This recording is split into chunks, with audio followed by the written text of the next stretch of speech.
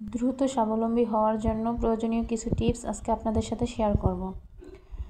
দ্রুত স্বাবলম্বী হওয়ার জন্য অনেক বেশি কিছুর প্রয়োজন নেই, প্রয়োজন শুধুমাত্র আপনার ইচ্ছাশক্তি। আপনার ইচ্ছাশক্তি আপনাকে অনেক থেকে অনেক বর্তমান পজিশন থেকে আপনাকে ভালো করবে।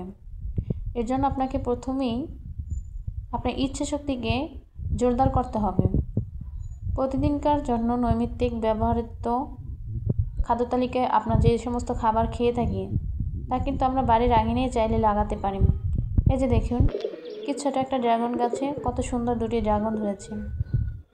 তারপরে পাশে একটা পেঁপে গাছ লাগানো হয়েছে, পেঁপে গাছে মাশাআল্লাহ পেঁপে আসতেছে।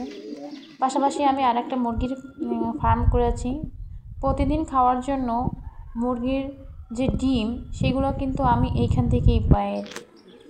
তারপরে মুরগির গোশ নিজের হাতে রান্না করে, নিজের হাতে পালা জিনিসের গোশ খেতে তো আসলেই অনেক মজার হয়। তারপরে কিছু টাকা সেভও হয়। এই যে দেখুন, খুব অল্প জায়গার ভিতরে দুই ধরনের মুরগি এবং কবুতর একই খোপের ভিতরে একই জায়গায় রাখা। দেখুন, শুধুমাত্র একটা এই যে একটা ছোট্ট এই যে ছোট্ট একটা, এটা কি বলে, কটনের এই বেড়াটা দিয়ে হচ্ছে বেড়া দেওয়া। যে দেখুন মাশাআল্লাহ কত সুন্দর মোরগ মুরগি হয়েছে।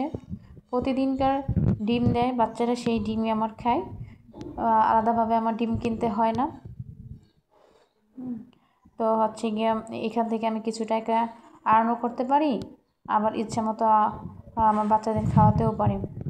আপনারা তো জানেন যে ডিমে প্রচুর পরিমাণে আমিষ, তো হচ্ছে ওদেরকে আমি এই ডিমগুলোই খাওয়াই নিজের হাতে পেলে।